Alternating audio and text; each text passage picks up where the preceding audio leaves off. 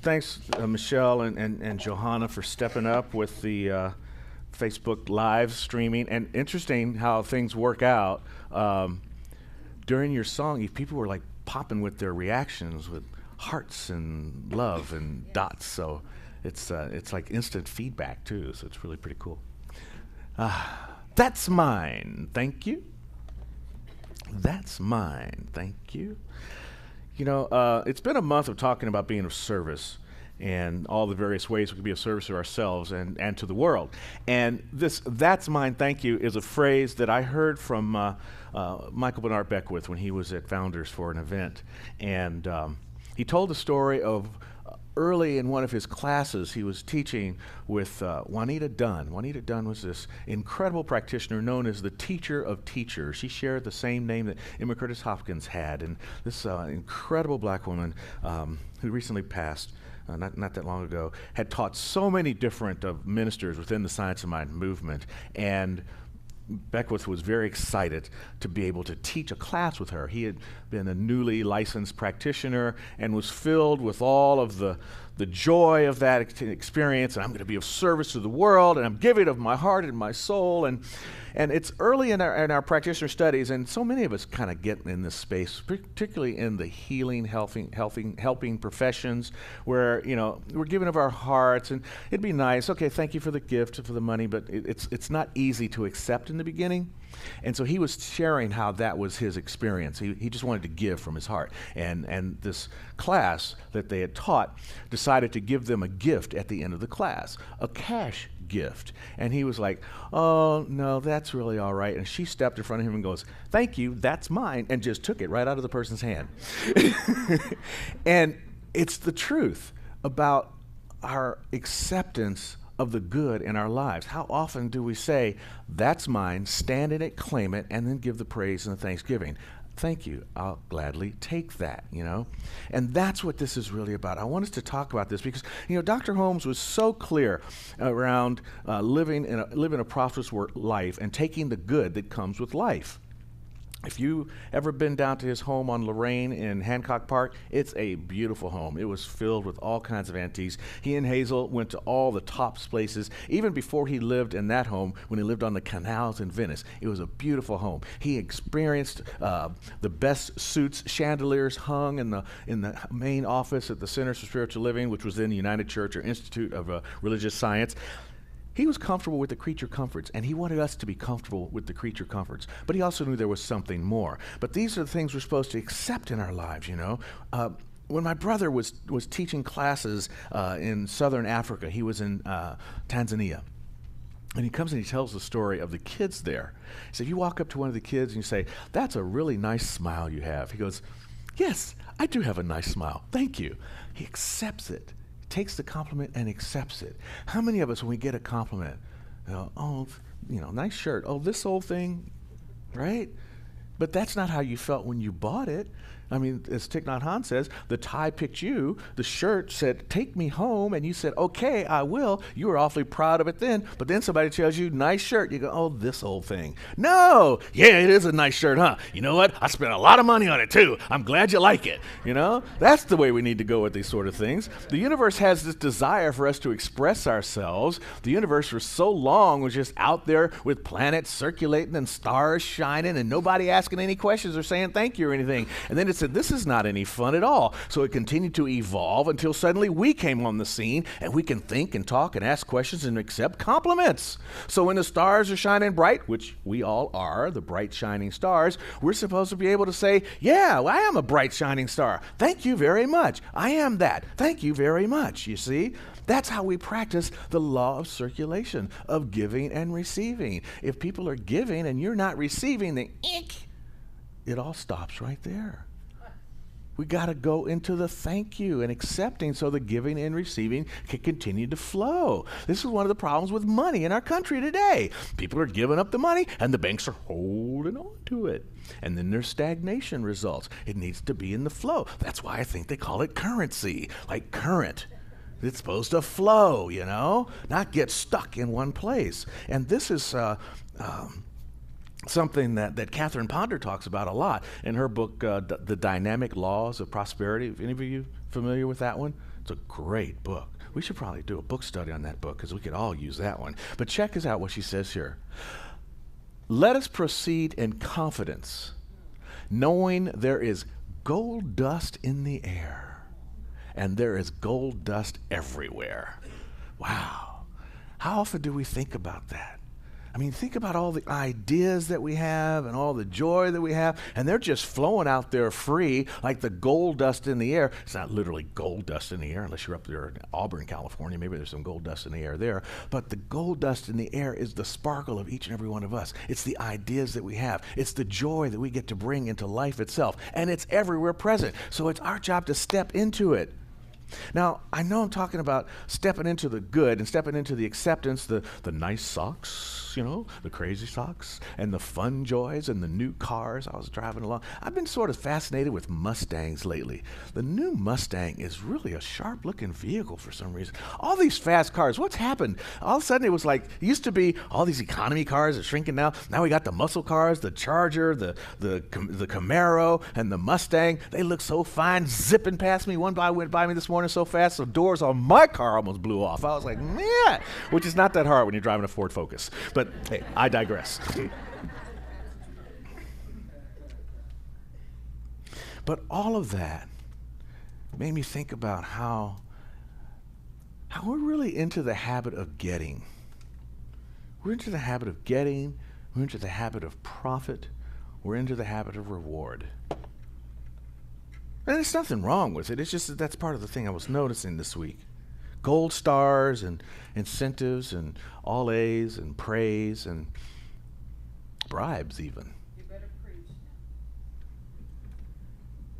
And I was thinking about this thing about rewards. And as I was thinking about it, a title popped up into my mind that I'd read maybe 5, 6 years, maybe 10 years ago now. It was called Punished by Rewards. It's an interesting thing what happens with rewards. In order for the rewards to work, you have to increase the incentive to get people to do it. But what you're really doing with an award, think about this. When you give an award, it's not that much different than a punishment. You tell your kid, I'm going to take you to the circus on Sunday.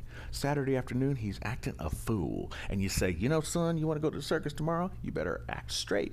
That reward now has become a stick, has become a punishment. But the other thing about rewards is when we give a reward or an incentive, we're trying to change somebody's behavior, but we're not really looking at what it is that's making the person not want to naturally do the thing anyway. Are you following me with this? I mean, I'm thinking about, and I don't want to jump on any particular business, but there has been a business in the news lately that was giving incentives, and as a result of that, they've gotten into some trouble over it. But the idea of giving the incentives didn't really address the idea of how do you have a better relationship with your customers when you're so busy trying to get your clients, your staff, to do a better selling job. So I'm just thinking that maybe we've given so much focus and so much attention to this idea of reward that we might have missed the boat, that there's something a little bit deeper. There's like an intangible reward that's available to each and every one of us that we don't take in because we're so busy trying to get it. But we're missing perhaps the intangibles like freedom and peace and joy that can't be gotten by some kind of reward other than the reward of living from our true selves, living from the God self that's within each and every one of us.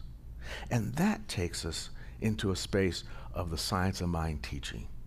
Because see, what Dr. Holmes tells us, if we're going to get into those intangibles and let those intangibles allow us to live a more joyous experience of life where we're more present to who we really are, so that the other rewards, the more material rewards come kind of naturally, we have to get into a space of working our brains and our hearts into the same alignment. And that begins, as he says, I think this is from Words That Heal. He says, you must become the master of your thinking.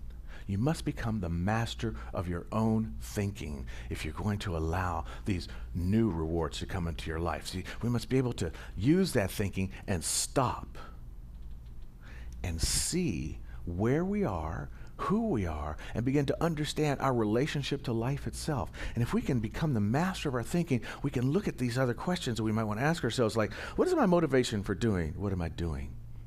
What is my motivation for doing it? What am I looking to get out of this thing that I'm doing? And is it going to harm anybody? And most of all, am I going to be able to look myself in the mirror tomorrow because of what I've chosen to do today?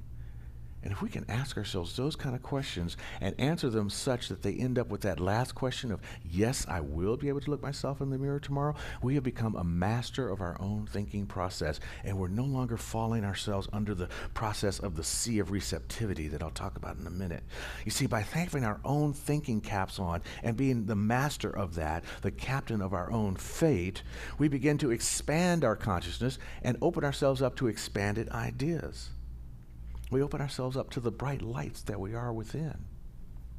And as Dr. Holmes says in one of his other writings, he says, it is when we live up to the light we have, it is when we live up to the light we have that we can expect more light.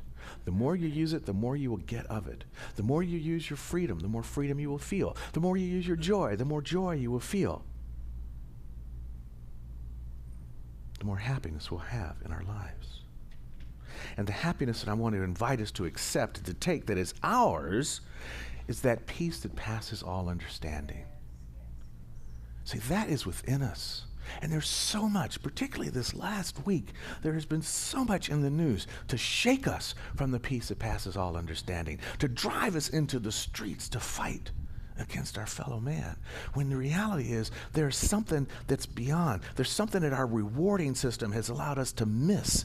There's something that is happening before the gun is fired, or before the guy runs out into the street, or before the person stands up against authority in in a crazy kind of a way that leads to some of these disasters.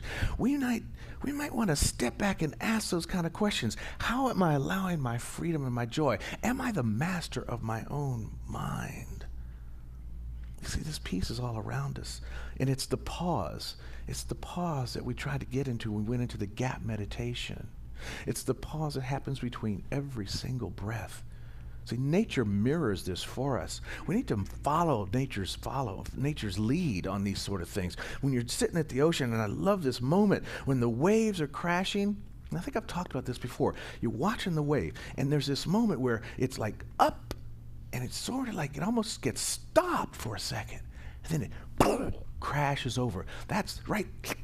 That's the peace that's within us, that passes all understanding. It just passes by. It's in the ebb and the flow of the ocean. It goes out. It comes back in. But right there in that moment, there's that quiet spot where the waves are, you can hear it, the rocks, you can hear the rocks being tumbled by the water going out to sea. Then there's this moment where it all stops just before it rushes back in. That's the nature of the universe informing us and giving us a guideline on how we can find that peace that passes all understanding. Dr. Holmes says, peace stands at the door of your consciousness and it awaits. It's standing right there at the door of your consciousness and awaiting our acceptance of it. See, it's all around us. We have to claim it. We have to say, thank you, that's mine. It's not going to come easy. The world is designed right now to make it hard for us to get to this place of peace that passes all understanding. It's hard for us to remember that it's ours to accept right now, this moment. Where's the clicker? Oh, it's automatic. Peace stands at the door of your consciousness and awaits your acceptance of it. You know, a friend of mine, he loves to say, this is his favorite saying, right now, everything is all right. That's right. If you think about it, think about right now, everything is all right. Think about your seat, being here, the person you're next to, in this experience, in this community. Right now, everything is all right. The only way that right now cannot be all right is if you leave right now, right? And start thinking about this afternoon, or thinking about yesterday, or what's happening next week. But right now is that peace that passes all understanding, the present moment. It's all right. We have to claim it. We have to accept that right now everything is all right and say thank you for it when it happens. You see? if you read that manual for living called the Bible, throughout that book, there's a lot of crazy stuff in there. Lord knows. I mean, come on. Stoning adulterers and there's just all kinds of crazy stuff going on. There was a guy, tangent. There was a guy, it was on TED Talk. Some guy decided, anybody listen to the TED Radio Hour? Did you hear about that guy this week who tried to live a year of the Bible? So he wanted to live every experience of the Bible. And one of the stories was he was upset that he carried these little pebbles in his pocket because he wanted to stone an adulterer. And he's like wearing, and they tell you, one of the things it tells you in the Bible is to wear white. So he's wearing this white all the time, and he really liked wearing white, so much so that he got himself a white robe. So now he's walking around in a white robe, and he's at the park, and this old man says, "Why are you wearing a white robe in the park?" And he tells him, "I'm living the Bible for a year, you know." And he says, "Really?" He says, "Yeah." And he says, "How's that work?" And he says, "Well, you know, I've been looking for an adulterer to stone." And it's a 70-year-old guy. He says, "Well, I'm an adulterer." So he reaches into his pocket, and he pulls out these stones, and the old guy is like, "What?" He gets all upset that he's about to get stoned, so he throws him down on the ground. And now, he's really, the guy who's living the Bible for a year is really quite excited, because not only is he going to to throw a stone at an adulterer, but he's going to be able to do an eye for an eye, because the guy just knocked his stones out of his hand. So he picks him up and he throws him at the guy. Ding, ding, do, done in one time. But yeah, maybe he did that lesson somewhere else. Turn the other cheek? Yeah, that wasn't a turn the other cheek moment. He wanted, he was just all about the rocks at that moment. But he was living the Old Testament. Yeah, he's going logically, chronologically through the book, right? Yeah. But the thing that's really interesting about the Bible, and I've been doing a little more Bible study lately because I'm just kind of fascinated with why it's been around for so long and how come people love it so much. And one of the things they love about it, I think, is there's this thing about praise and gratitude, like cover to cover. Even the Genesis story where God says, and that was good. That's a praise thing, And so this idea of that's mine is powerful, because it is all ours, because we're a part of the universe. So that means if we're a part of it and it's here, then it's mine and it's yours, right? So it belongs to us. But the other part of it is to praise it and to be thankful for what we've got. And as we do that, as we remember that right now everything is all right, as we go into that place of peace that passes all understanding, and as we accept it, we get more of the freedom from bondage, freedom from limitation, freedom from lack, from fear, and oh my goodness, from uncertainty. Because in a universe where we know that good is unfolding everywhere in all situations, when it doesn't look that good, we can go back to that and in thanksgiving say, "Thank you for this experience, but you know what? Mine is good. Good is mine. I accept it now. Thank you." And you watch as the universe will conspire to move you through whatever that painful experience is into your good again. You see? The pain, part of it. The suffering, not so. You want to suffer less? Be thankful. Stay present. Be grateful for what's moving through your life. Even when it's hurting and stinky, it's still okay to say, "Thank you for this that is passing through my experience." It's only passing through. It's not come to land and last. It's only going to last if we decide that we want to sit around and suffer, pull out a little violin and go, "Oh, poor me." But it is your choice. It is your choice. Sometimes it doesn't feel like it's our choice, because there are these blocks to the peace and the light that we are. You see? In fact, it is that thing called C. It's the collective unconscious. It's the race thought, the subjective thoughts, everything that everybody's thought through time. And as I was thinking about this one, I went back to one of the Charles and Myrtle Fillmore wrote a dictionary of metaphysical terms. So I'm scanning through it, and I'm looking for the C, and I didn't see it there, so I went to a bigger, thicker dictionary of terms, and I'm looking through there, and oh my goodness, the C is an amazing idea. The idea of C, from a metaphysical perspective, is the collective consciousness. You see, everything falls, everything flows. Again, back to nature. You see this, you go to the curb, and what does it say right there above the sewer? Right. It flows to the ocean. It flows to the sea. All of our thoughts. See, so everything flows to the sea. And that's what happens with our thoughts. Our individualized thoughts flow into this giant sea of receptivity that is the collective conscious of the universe. Now, check out this relationship to this darn book I keep reading. The sea is all over the Bible. What did Moses do? He parted the sea. Why was that? Because he was stepping through the collective consciousness and say, it has no effect on me. I'm seeing the truth, right? What did Jesus do? He walked on the sea. He stilled the collective consciousness and walked on the sea. Now, if you don't believe that, that's fine. Doesn't matter. The point is, we can do that. We can still the crazy thoughts of the world and step on the top of it and see clearly from our own, back to what he said before. Let me zoom back so I get it right, because I want to say it just the way he said it. You must become the master of your own thinking. When you become the master of your own thinking, you can step above the sea of receptivity of the conscious mind and have your individualized thoughts control your life by accepting that's my good and I'm standing in my good and I'm grateful for it right now.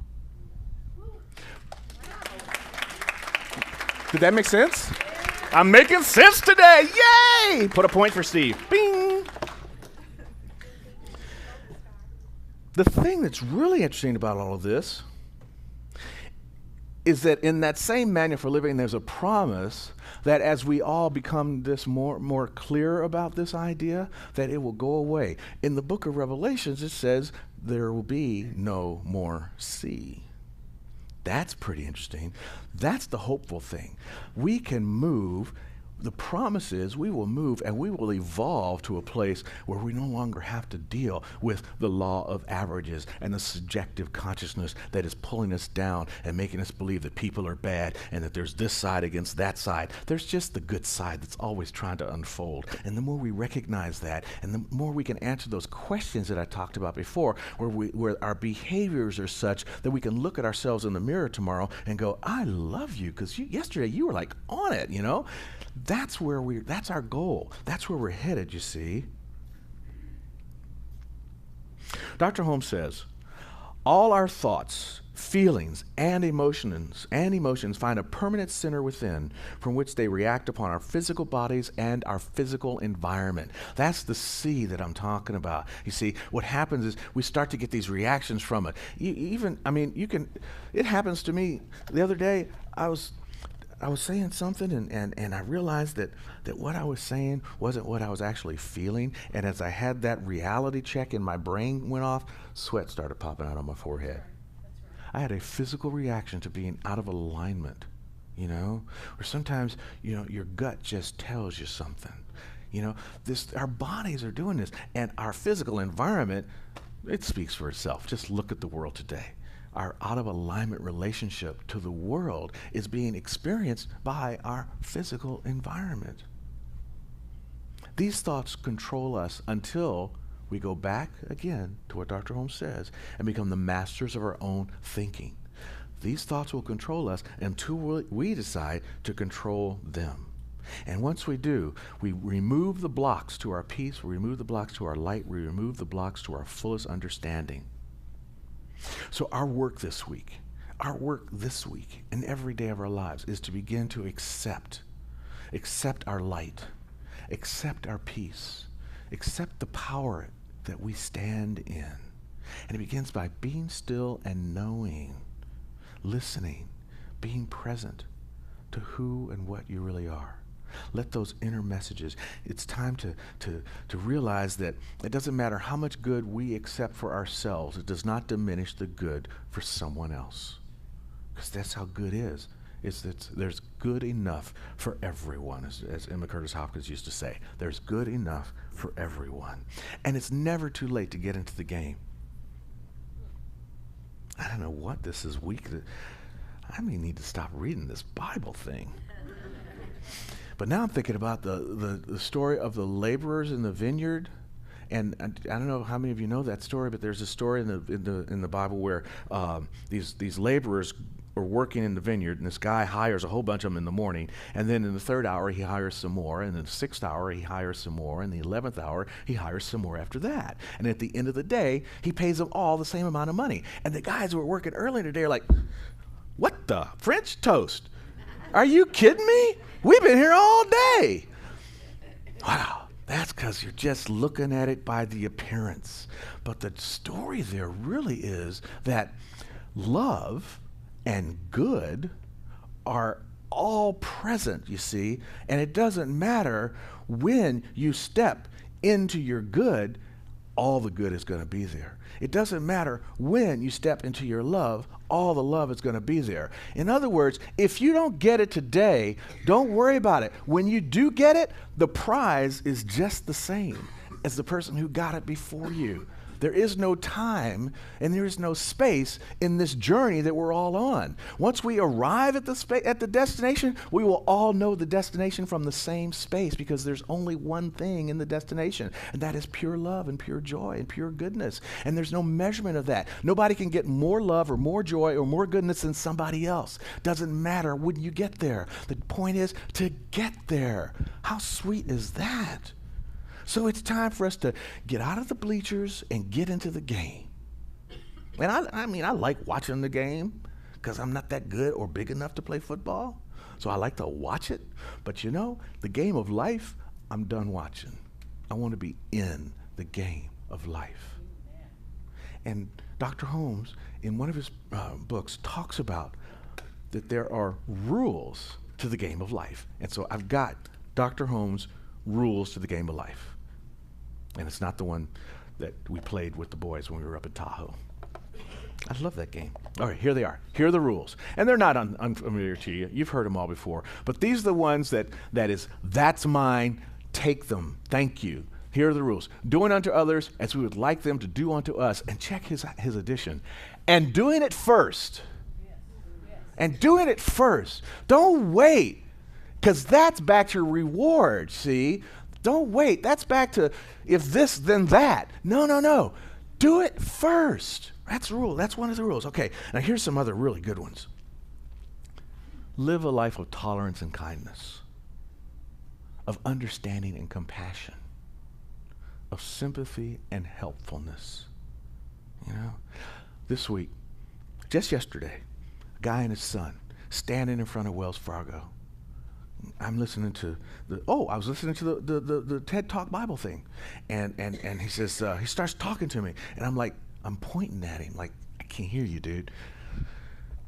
Not in alignment with who I really want to be. Was not being tolerant, kind, understanding, compassionate, or sympathy, and I definitely had no help coming from me. You know, I just walked on, and I went on into Rouse, and I got my doggy treat that I was buying for a friend of mine's birthday party. He got a new puppy and for his son, so I took pig ears over there.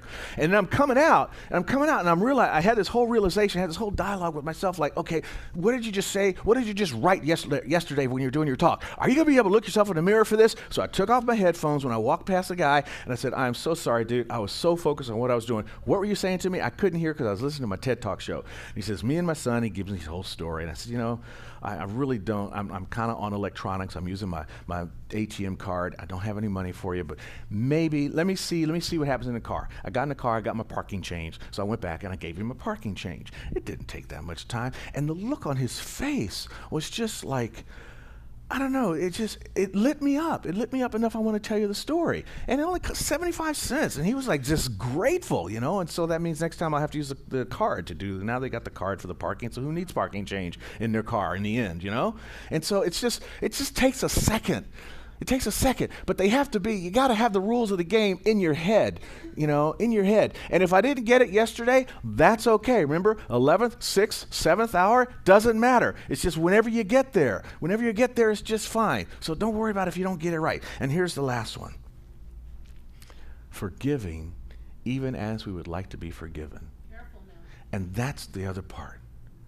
I didn't get mad at myself because I didn't stop. I just listened and had a little dialogue, and I forgave myself for being a jerk for a moment, and then I stopped being a jerk, you know? And that doesn't have to just apply to the self. It can apply to those that you're drinking the poison hoping that they will die. Yes. Because, that's the forgiving thing, right? If you're not forgiving, you're drinking the poison, hoping the other person's going to die. They probably don't even know you haven't forgiven them. They probably don't even care, because if they cared, they wouldn't have done something that you need to forgive them for in the first place. Everybody's only doing the best they can at the time, so give them a break, and like Dr. Holmes says, do it first. Yes. See? So, going back to the very beginning real quickly. The physical things of life, the joys, the good, the fast cars, the nice shirts, and the fancy socks. Okay, enjoy that, grab them, thank you, that's mine. Then when somebody compliments for you, say, thank you for the compliment, that's mine. And then when you get tense in life and stuff's not going all that well, grab your peace, thank you, that's mine. When a trouble's coming along and you don't know which way to go, stop, be still, listen, and get the answer. And when the answer comes, that's mine. Thank you. You see, everywhere in your life, you have an opportunity to practice this simple thank you. That's mine. So think about something right now. Think about something that you want. And just reach your hand out. That's mine. Thank you. So it is.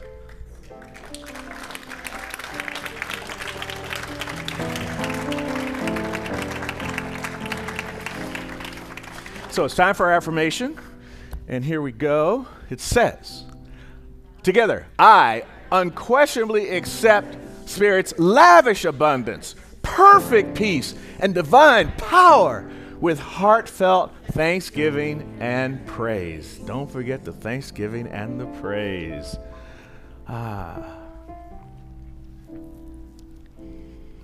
Thank you, Reverend Maggie. It is good to be home.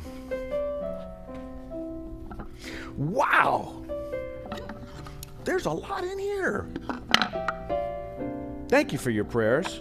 Thank you for the opportunity to allow us to know the truth for you and to activate the laws of the mind and spirit to bring the good into the lives of those that are in the basket here or in the box here, those that are in your hearts, whatever is going on, whatever condition it might be. And of course, if it's just a great life and you want to be thankful for it, that's a lovely prayer. As Meister Eckhart says, if thank you is the only prayer you ever say, you have prayed enough. So join me now as we know this truth. There is one life. That life is God, that life is my life, and the life of each and every person in this room, each and every person online watching us, be it Facebook or through our own live stream, each person that we're holding in our hearts. It is all the life of God expressing fully and having more of its beingness through the experience of each individualized expression. And so we celebrate this unified experience called life, knowing that it is everywhere present and it is out picturing as good and good alone. And so it is from this stance, standing here on this sacred ground, that I speak this truth, that there is peace and harmony, well-being and right action, divine guidance and infinite power, perfect intelligence and an unyielding energy, all combining, bringing good into the lives of each and every person we are holding in our hearts today. Wherever there is struggle and strife, peace resides. Wherever there is conflict and hurt, forgiveness and compassion and sympathy and helpfulness survive. Wherever there is judgment, there's tolerance and understanding and acceptance. So we stand in the truths of the spiritual principles of the divine, and we live them as our experiences in life. We are the expressions of God, permissionaries for good, and we stand proudly in our role and shine our bright lights everywhere we go, shaping and enhancing and improving the life of all those we touch. How grateful it is to be these bright lights, to be this community that is out in the world, playing the game off the bleachers and running up the field in joy and celebration. Winners all in the win-win experience of life. For this good, I am so grateful, so happy to have this moment of shared understanding in prayer together. As I speak this truth, I release it now into the infinite laws of the universe that I'll picture as the good we speak. And so it is.